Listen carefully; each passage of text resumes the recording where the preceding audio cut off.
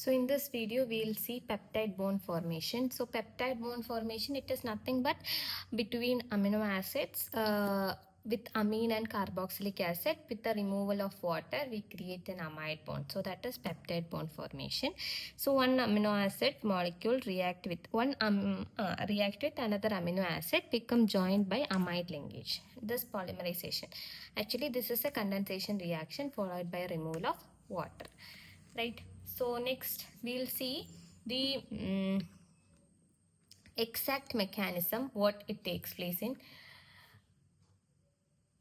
for formation of peptide bonds. So in cells we know the reaction this is not directly occurring, or directly the amino acids are not getting attached. First it is activated, then only the attachment is done. Okay, so how this is activated is by the attachment to transfer RNA, that is tRNA, through an ester bond. So this amino acid get activated by the transfer of by the attachment to transfer RNA, so that through ester bond amino acid get activated. Now we got amino acyl tRNA. Okay, amino acid which is activated by forming an ester bond with the tRNA, that is our transfer RNA. So now what? This amino acyl tRNA, this is produced in ATP dependent reaction carried out by amino acyl tRNA synthase. Okay, so there is ATP is needed for the synthesis of this amino acyl tRNA, and this is produced in ATP dependent reaction, means ATP is required for this reaction to carry out, and also by amino acyl tRNA synthase. It is nothing but a enzyme which coordinate this formation, and this amino acyl tRNA is then the substrate for ribosome. Ribosome is the place where ribosome catalyzes the attack of amino acids of elongating protein chain on ester bond. Okay, so first we activate this amino acid by attaching it to tRNA through ester bond. So we get amino acyl tRNA. So this amino acyl tRNA is actually ATP dependent. It is produced by an ATP dependent reaction, and also with amino acyl tRNA synthase. So this amino acyl tRNA which is formed is the substrate for ribosome. And the ribosome is where the attack of amino groups elongating protein chain of ester bond. Protein chain on ester bond.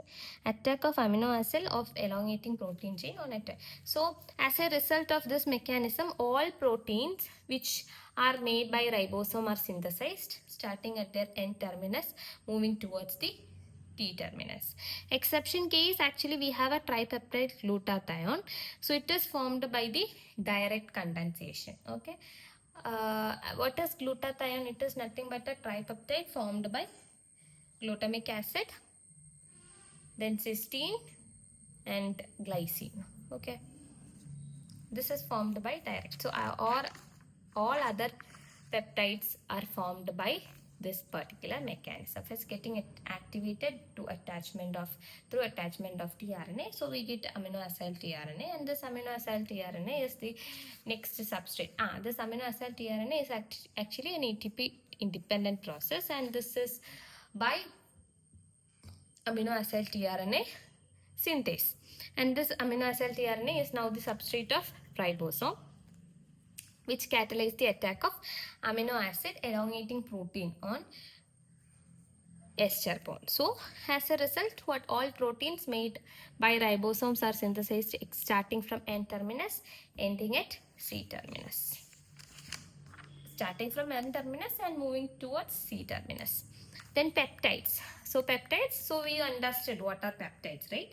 It is nothing but short chain between 2 to 50 amino acids, and chains fewer than 10 are known as oligomers, which includes dipeptides, tripeptides, tetrapeptides, pentapeptides, and so on. Chains between, like chains less than 10. Okay, they are oligopeptides. Polypeptides means longer, right? Then polypeptides which contains more than 50 amino acids, they are known as proteins. So proteins are nothing but one or more polypeptides elongated in biological functional way. So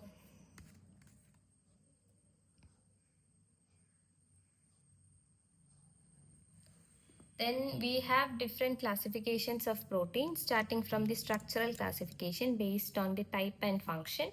Contractile, which is actin and myosin. Hormonal, insulin. Then protection, immunoglobulin, which is an antibody. For transport, HB. Enzyme is rubisco. Storage, ferritin. Structural, spider silk.